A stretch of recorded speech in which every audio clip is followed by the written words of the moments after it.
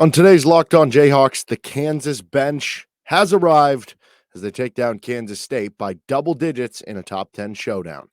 You are Locked On Jayhawks, your daily podcast on the Kansas Jayhawks, part of the Locked On Podcast Network, your team every day.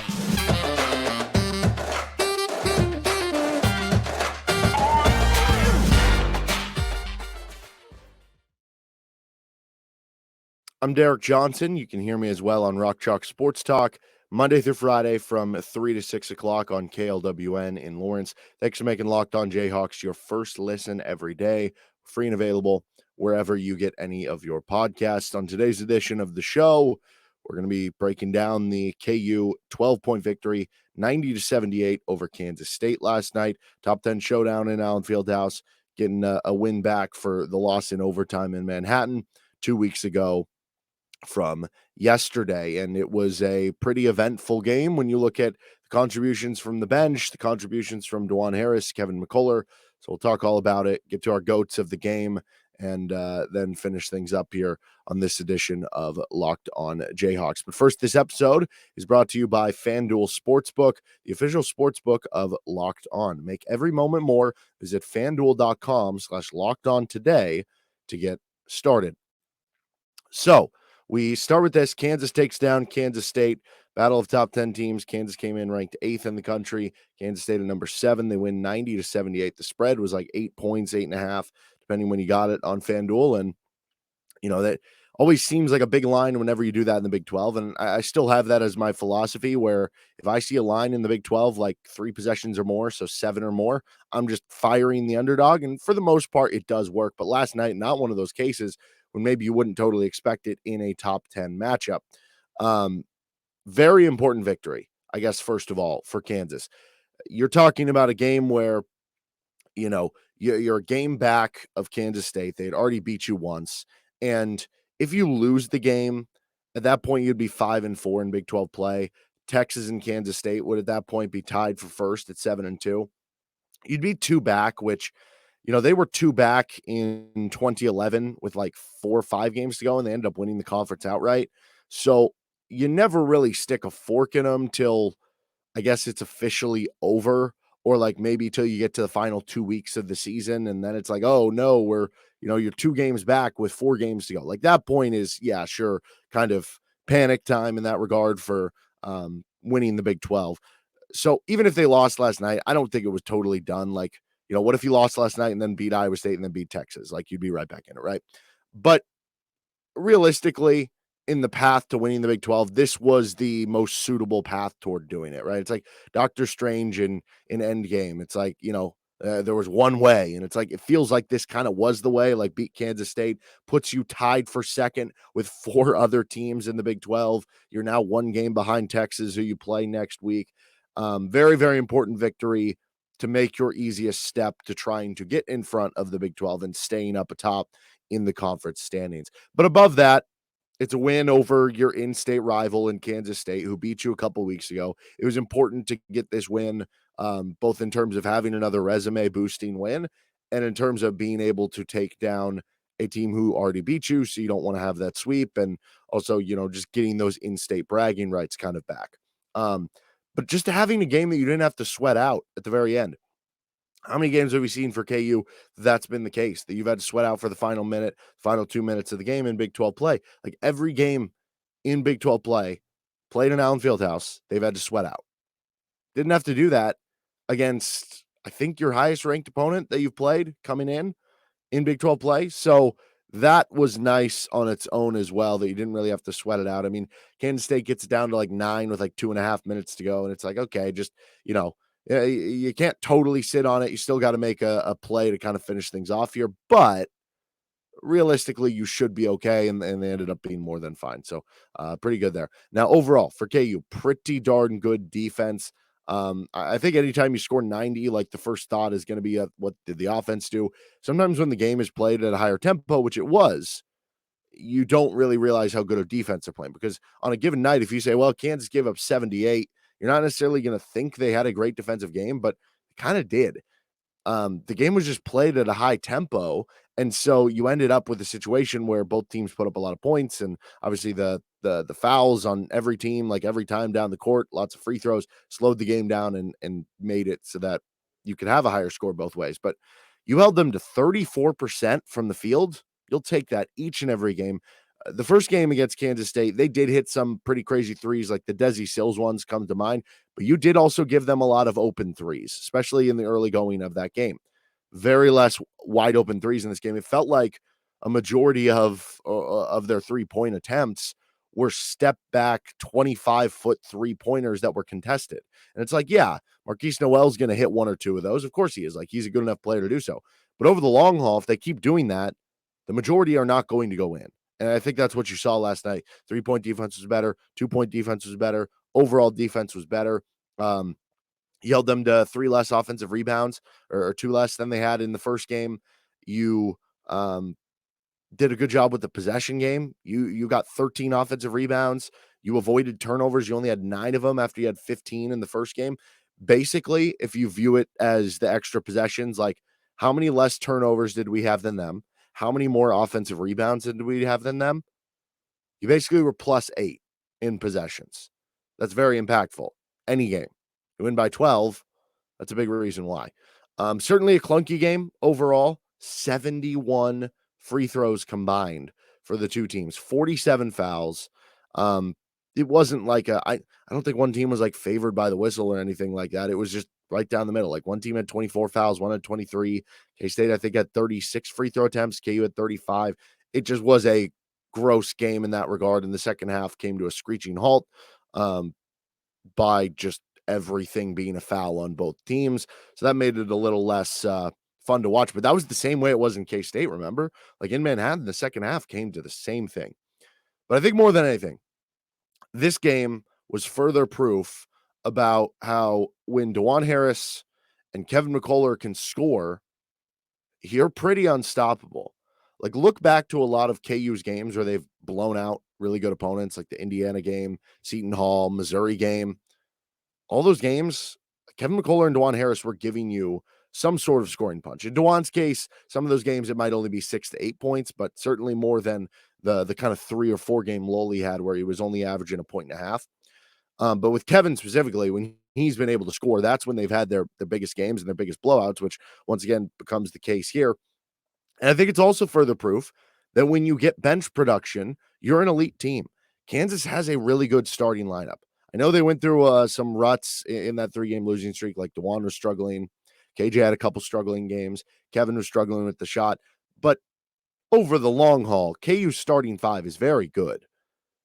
Can you just get something from the bench? And again, it doesn't even have to be, 4 or 5 guys deep. Can just 2 guys off the bench contribute night in, night out? Last night, you saw more than that. Bobby Pettiford was really good off the bench. Ernest Uday, really good off the bench, even despite the foul trouble. Zach Clements was really good off the bench. So that's 3 guys right there. Joe Yesufu came off the bench and had some solid contributions as well. It wasn't a great game for Joe, but it was solid enough. So really, you had 3 or 4 guys off the bench who contributed well. As many bench points as you've had in a Big 12 game this year, and boom, look at that. You win by 12 against a top 10 team. So that's why in a game where the opposition shoots 36 free throws, which again, you shot 35, so I'm not, saying anything, but they shot 86% on 36 free throws. That's a really good number. Usually if a team does that, they're going to be hanging around in the game. They might win the game, but you won by 12 points against a top 10 opponent because of the bench production and because of what you got offensively from Dajuan Harris and Kevin McCullar, even though like Grady Dick didn't have a huge off game. And now this is back-to-back offensive games where Grady Dick hasn't really gotten the shot going, hasn't really gotten the offense going, but you're still beating good opponents because of how important it is for those other things as well. All right, we're going to get on to our goats of the game, our good goats, our bad goats, just a second here. But first, this episode of Locked On Jayhawks is brought to you by FanDuel. This year, the only app you need at Super Bowl parties is FanDuel, America's #1 sportsbook. We're excited about our new sports betting partner for Locked On because they're the #1 sportsbook in America with FanDuel. And if you're new, that's even better. They have so many great features that make sports betting fun and easy. It's the best interface of any of the sports betting apps, in my opinion, here in the state of Kansas. Super easy to track all your games, super easy to track all your like same game parlays. Download FanDuel now so you can bet Super Bowl 57 with a no sweat first bet. You'll get up to $3,000 back in bonus bets if your first bet doesn't win. FanDuel lets you bet on everything from the money line, point spreads, to who will score a touchdown. Last night they had boosts on the game. They had a boost for the K-State game. It was Jalen Wilson to score 15 plus points. He had 20. It was Keontae Johnson for Kansas State to score 15 plus points. I think he had 22. It was plus 120. Easy hit. It was plus 120 to get free money. I mean, come on. Download the FanDuel Sportsbook app now. It's safe, secure, and super easy to use. Best of all, you can get paid for your winnings instantly. So join FanDuel today at FanDuel.com/lockedon to claim your no sweat first bet on Super Bowl 57. That's FanDuel.com/lockedon. Make every moment more with FanDuel, official sportsbook of the NFL. Disclaimer in the description page below. On to of the game here with Locked On Jayhawks. We'll start with our Good Goats reminder of this segment. If you're new to the show, Good Goats is the greatest of all time, right? So we have our Good Goats of the game. 15, 10, 20 years ago, we used to say the word goat if you were bad, like if you messed up the game. Like I always remember that was applied to Steve Bartman for the Cubs. Like he was the goat for them, which poor guy, I feel bad that he had to go through that. But nonetheless, that's our good goats. That's our bad goats. So good goat here. First off, Dajuan Harris, 18 points. He was 7 of 12 from the floor. He just hit a bunch of big closing shots for you, that late layup to kind of seal it away. 2 of 6 from 3-point range, which 33% from 3 isn't a number that blows you away, but it's the idea that he's making a defense come out to guard him and making the defense continually be aware that this guy could pull this shot. And if you go 2 of 6 every game for Dajuan, I would take that. You're going to have some outlier games too, where he maybe goes 3 for 3, or maybe don't expect quite the Texas Tech game. But I think you take that because of the gravity it brings to the defense and makes them think that, no, we do have to guard this guy as if he is an aggressive scorer. He had just 2 assists. It was more a game about him scoring, but he had just 1 turnover. And in a game that Kansas had 9 turnovers, he was a big reason why. That's a Kansas State team that's pretty good at forcing steals. He had 15 in the first go-round. He was big in this one. He also had a block. And then his defense. The way that he defended Marquise Noel, it wasn't always him, like when he checks out of the game, or sometimes switches. Noel would be put on Jalen Wilson or Grady Dick or whoever. But a majority of the time, Dajuan Harris was on Marquise Noel. And you might look at the scoreboard and go, oh, Marquise Noel had 23 points. Like, how great of a job did he do defensively? Marquise Noel went 5 of 18, which not a good percentage, and he had 5 turnovers. If you would have said coming in the game that was going to be his line, you'd take that in a heartbeat. So in the 2 games that they've gone up against each other, again, it's not always been Dajuan on Noel, but he has 27 points in the 2 games combined, has good amount of turnovers, hasn't been super efficient from the floor. Good job to Dajuan. Another good goat for Kevin McCullar. He had 16 points, 13 rebounds, another double-double for him, 4 assists, 2 steals, 1 block. He has 12, 12, 13 rebounds over the last 3 games. He's been KU's leading rebounder in all 3 games. He's also been KU's leader in assists in 2 of the 3, and really good scoring game as well. I'm going to make a definitive statement here. I was shocked when I looked at this number at the end of the game, because I didn't remember him missing this many shots just because of how the impact he was having. And some of the defensive plays, like there was one where Marquise Noel slithered into the lane of the defense and got like 2 defenders on him and tried to dump it off to a big man. And Kevin McCullar was like the weak side defender, read it the whole way, jumped it, intercepted it, led to a fast break for KU and some points. But the definitive statement here, greatest 2 for 10 game in Bill Self history. I don't have the list in front of me of other 2 for 10 games. Maybe there's another one that's better. I'm just going to make that dumb declarative statement right now, because he went 2 for 10, which like is not good at all. But 16 points, 13 steals, block. He was objectively great against Kansas State. Greatest 2 for 10 game ever. Him fouling out, by the way, back-to-back games against Kansas State, but this time wasn't as huge of a deal. The bench gets a good goat. Lumping this all together, 19 points from the bench, your most in a Big 12 game. Zach Clements had 5 points, 3 rebounds. How about 3 blocks from Zach Clements? 2 steals, too. and an assist. So the one thing that's kind of been hurting him is his defense. He was great defensively against Kansas State. Ernest Uday, 3 points, 6 rebounds, 3 blocks, and a steal. He had foul trouble, but he was really good for you. And honestly, if your backup big fouls out, it's not the worst thing in the world. That means they're playing aggressively. And again, they're your backup big. And if Clements can be that good as your third big man too, then it's really not a big deal. But Bobby Pettiford too was really good. 6 points, 4 rebounds, 1 assist. You haven't seen him looking for his shot recently, and that's a problem. Kansas needs him to. It doesn't mean he has to shoot a bunch of threes, but he has to at least attack closeouts, shoot that teardrop that we know he's good at, shoot that reverse layup that we saw him hit that we know he's good at. And he just immediately on that reverse layup that he hit for his first point, he immediately caught the ball and just ran. He was going for his shot. That's the aggressiveness you need from Bobby. When he looks like that, he's a really impactful player. When he doesn't, it's just like, well, what are you doing out here? But that game was good Bobby, and it helped the bench. Joe had 5 points, 1 assist, 1 steal. Not a super standout game for Joe, but, contributed to the bench scoring. It wasn't just 0 points and 1 assist, 1 turnover game. So tack it all up with the guards specifically. Basically, your bench guard with Joe and Bobby, 27 minutes, 11 points, 4 rebounds, 2 assists. That'll play. Center position gets a good goat, and this goes back to the bench. So KJ Adams was in foul trouble all game. Ernest Uday was in foul trouble. But total it up, and the 3 KU centers with KJ, Ernest, and Zach combined for 16 points, 12 rebounds, 7 blocks, 2 assists, 3 steals, and they went 7-11 from the floor. Great center game. Now, I know there's not all of KJ's minutes at the center. Like, you played a few lineups with KJ next to Zach and KJ next to Ernest. And to be clear, like, if next season, Jalen Wilson's gone, what if KJ does move to the 4? And what if you do need like a Zach Clements spacer at the 5? I thought that was interesting that they went out with that lineup for a few minutes there. So I don't know how much it'll matter for this year, but maybe for the future. But for the most part, centers were great for Kansas, and that was a huge game for you. Now, I do have we don't do this very often, but limbo for the good goats and bad goats, like neither good nor bad. I actually didn't have Jalen in the good goats this game. Like, he was good, I thought, but 20 points, 8 rebounds, 4 assists, counting stats certainly deserve to be up there. He was just 5 of 15, had kind of trouble shooting specifically from 2-point range, which you don't see all the time, just 1 of 6 on 2s. He also had 5 turnovers. KU as a team had 9, so he had 5. The rest of the team had 4. I just couldn't put it on good goat for that level, but overall he still had a positive impact, and he is still on a tear, like 20 points every game now. Grady Dick is in limbo. I didn't quite want to put him on bad. Like, he just went 2 of 8. He only had 9 points. He had foul trouble, but I honestly didn't really think he was a problem. I didn't think he had a bad game. He just had some fouls, and the shot just wasn't really falling for him. Certainly the K-State games won't be remembered fondly for him for his sharpshooting.